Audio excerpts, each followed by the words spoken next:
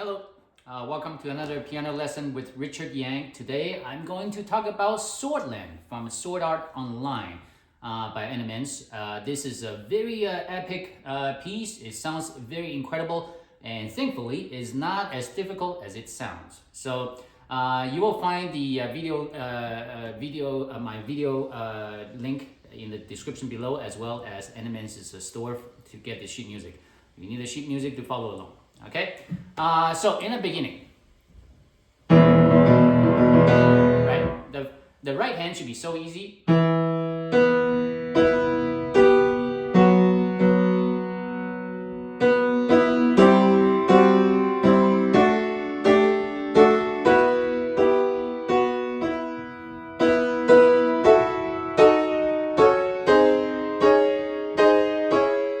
No question about it, right? All right, get your right hand out of the way first.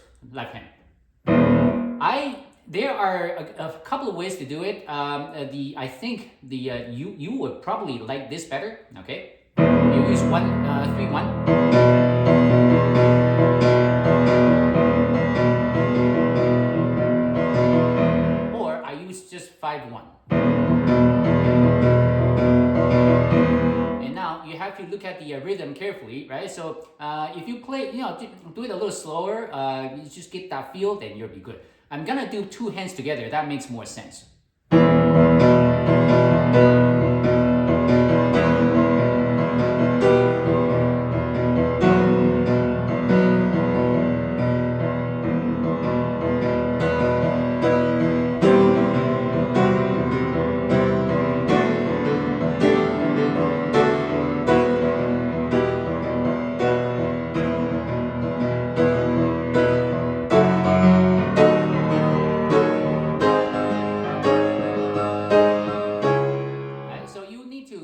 Have that wrist movement there, right? You want to make sure that your hand is completely relaxed, and you can do that,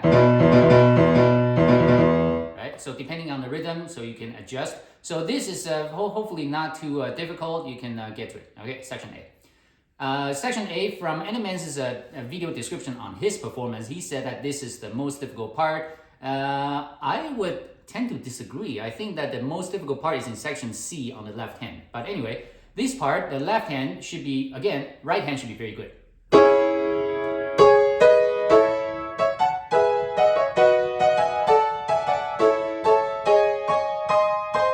Know the right hand. Right? That you shouldn't let your right hand slow you down. Left hand.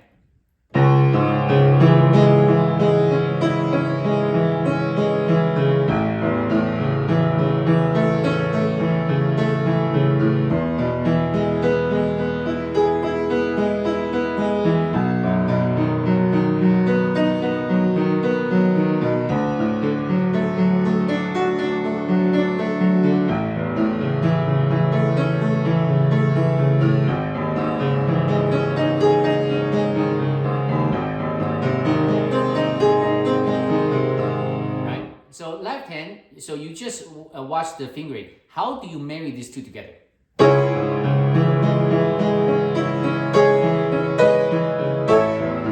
So you will notice that, I played a group of 4, another one, and after you play 2 notes from this third group, then you play 3 notes at a time. 3, 3.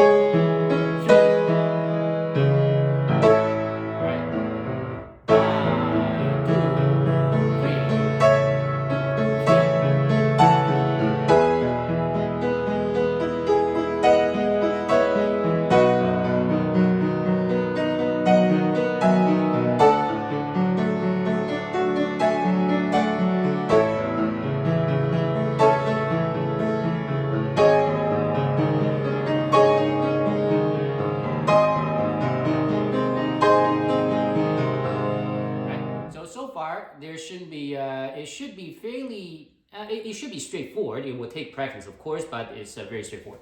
Section B. Okay, so first of all, you will notice that how the music goes. You'll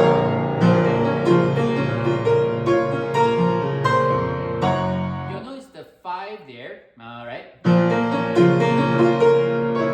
And if you think that that this is too confusing, add a note in there. Add a D flat after the F. What do I mean? Here. Then you get a group of 6, which makes more sense, right? You can do it that way. That is how the transcribed version of this piece was transcribed as. Even though Animenz wrote it this way. So you can do either way. I do it, I play only per the music, but I will show you how to play this with the added note. I added this.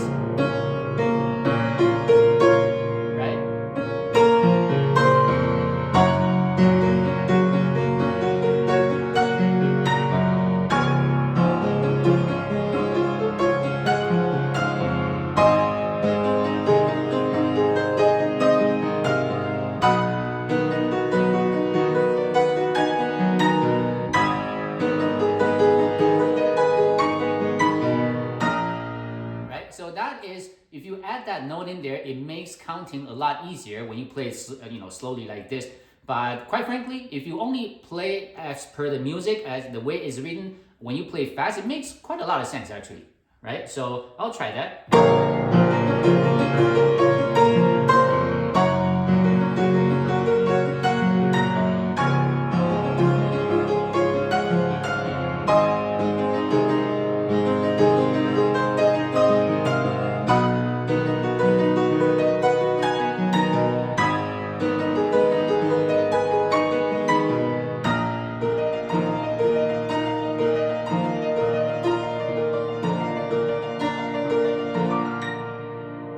So hopefully this is not too bad. So of course you need to know your arpeggios, right?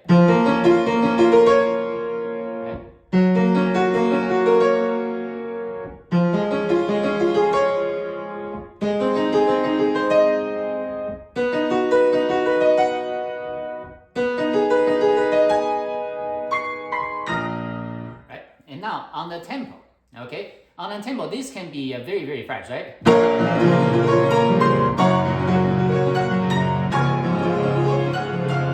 So you need to keep that bass tempo, remember that.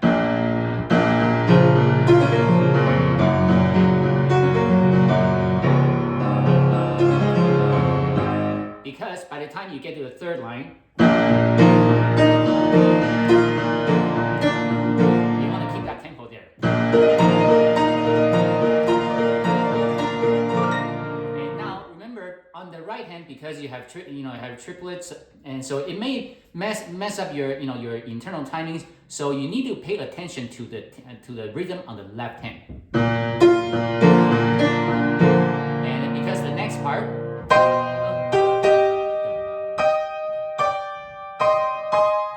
if you only focus on the right hand as your guide to your rhythm, when you get to section C, it can appear you might play it faster than it needs to. So make sure you use your left hand rhythm as your guide. Right? So that when you get to section C, you can get in from the right tempo. Okay? Section C. So it is it's going to feel slightly slower, but of course it's not. It's just that because your right hand has been very, very busy doing like all that stuff, right? So left hand. So section C, to me personally, this is what I find to be the most difficult section in this piece, because the left hand is just so, it is not difficult, but it is so tiring for some reason, right? So I'll play that slowly.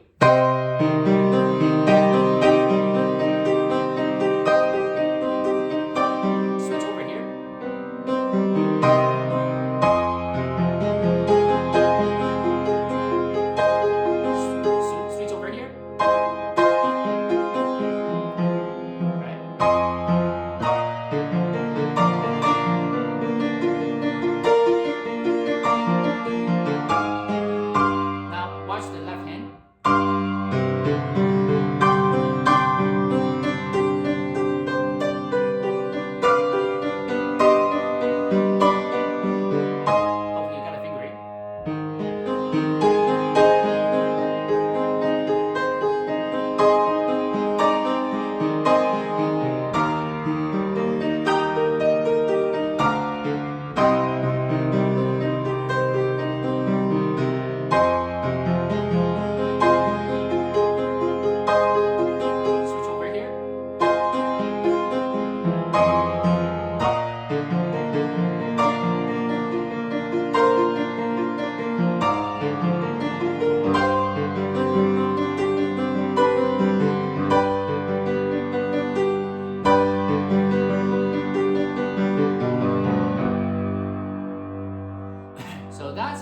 play this section like note by note. So if you look at that on paper, it doesn't look that difficult. But really, when you play at that speed and you have to keep that left hand flow, it is really tiring. So try your best to intentionally relax, because if you don't intentionally relax, you will go like way too tense. Okay, section B.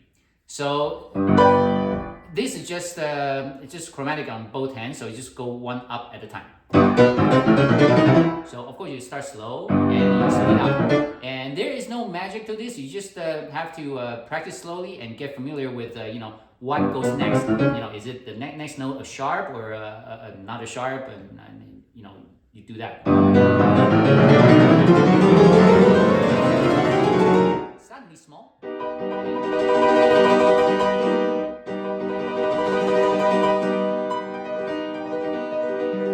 Right, so this I know that flew right by, but really you just practice slowly. And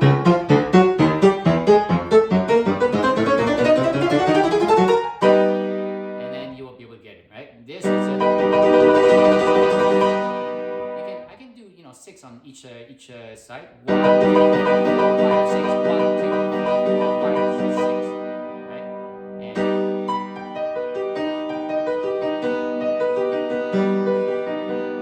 so you'll know your accent is on the left hand. So now again. So back to the beginning, section E.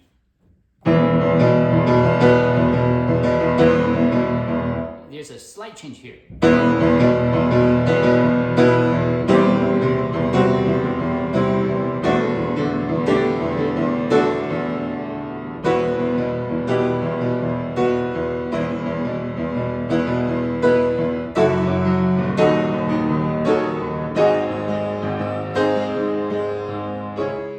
So know the rhythm is a little different than the first time, especially on the last two measures, right? Straight. Right?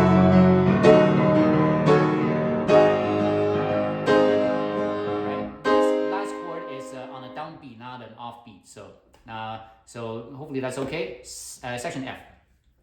Section F. The key, obviously, you need to know your right hand, right?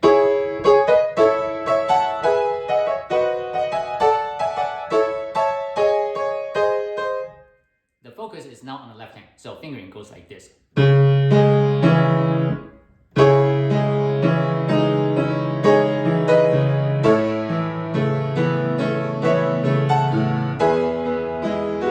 I try my best to use my, this may be a little difficult because you'll need to use a lot of your fourth finger, right? So let me do that one more time, slowly.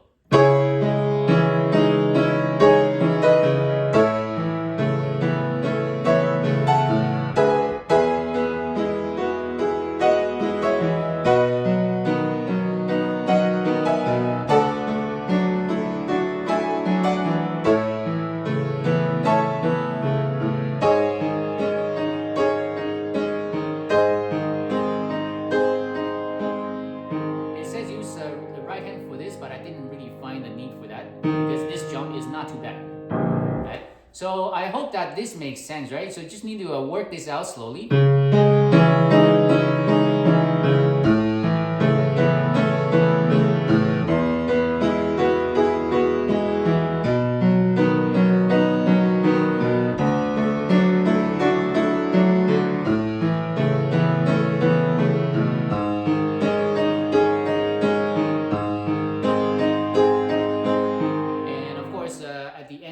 This section, you need to decrescendo a little bit, okay? Section G, huge, suddenly huge, starts big. Now, so this again is just arpeggio work. So on the right hand,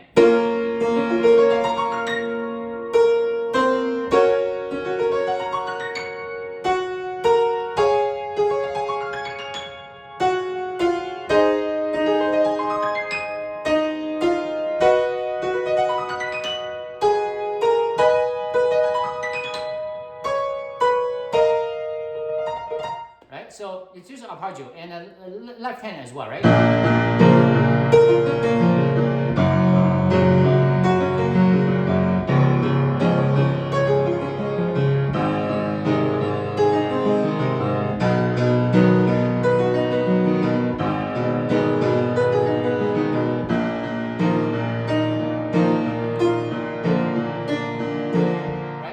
if you practice both hands separately, technically they make a lot of sense, right? So the only difficulty is obviously it's pretty fast, so you need to keep that clarity for your arpeggio when you play this. So putting them together.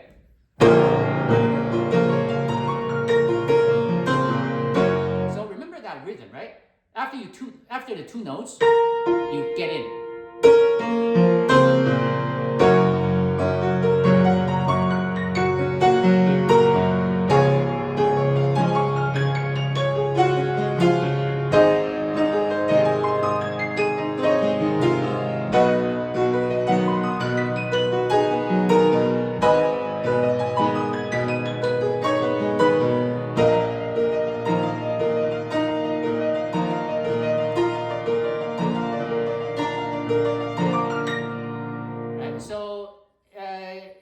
Really, I know it sounds impressive, but it really is not as difficult as it looks or sounds. Okay.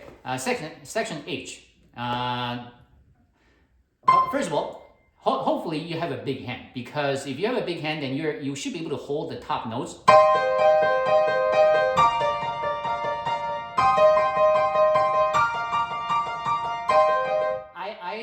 My hands are a little small, so when I play this, that's too tiring. So I just use my pedal to hold those notes. So play that slowly.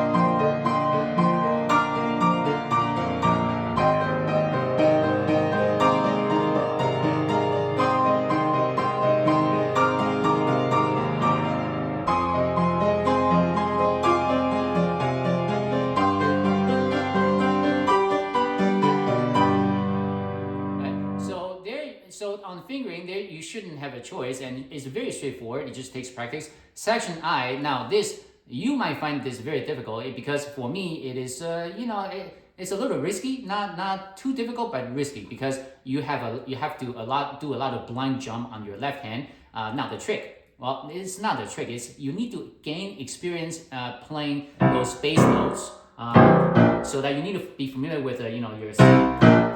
Now, how do you do that, right? So in a normal practice, the way I don't practice, by the way, I just play. Okay. So when I improvise, say hymns, for example, or improvise anything with a melody, right?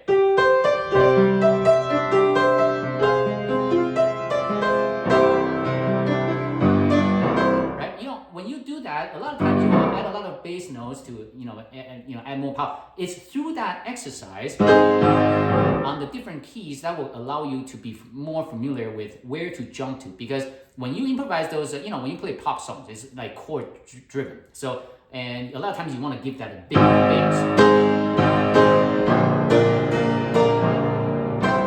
Right? So when you play that a lot, then you'll be able to play this. Section I.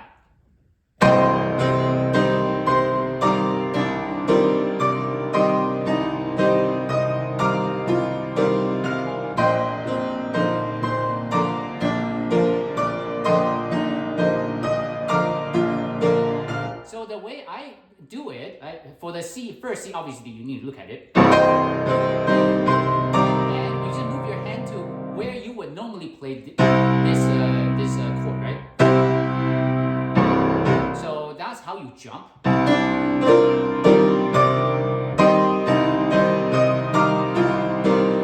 now on the B flat, I would move my hand over and I would slightly, kind of feel, the first, when I'm around this area, the first bump that I feel, hey, that must be my B flat. So if I feel that, hey, a little bump here, and I know, now this is my B flat.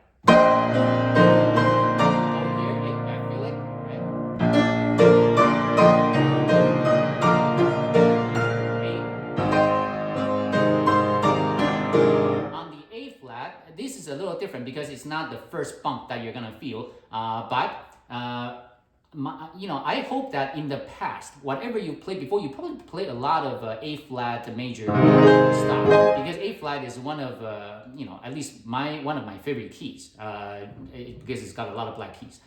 So if you play that, you would instinctively know where that A flat is, because that's a very common bass octave that we play. All right.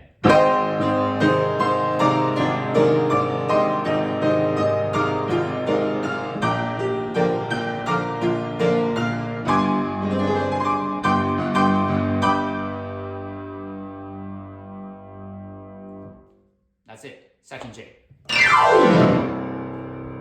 Now the glissando, I use my thumb because Animenz, a lot of times he uses his palm. I don't know how that works because neither of my pianos, the key tops, they don't really allow for this somewhat, but it's not as easy as using the thumb. You can sacrifice a little bit of your thumbnail. That should be okay. Now, retard, so it's fairly slow.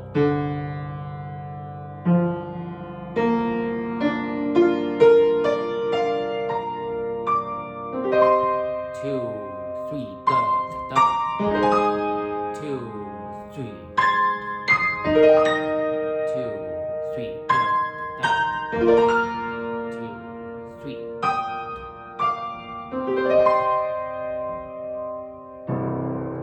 That's the end. So this is how to practice for this very epic piece. Hopefully you enjoyed it. Well, subscribe if you loved it, and I'm sure you did. Thank you. Goodbye.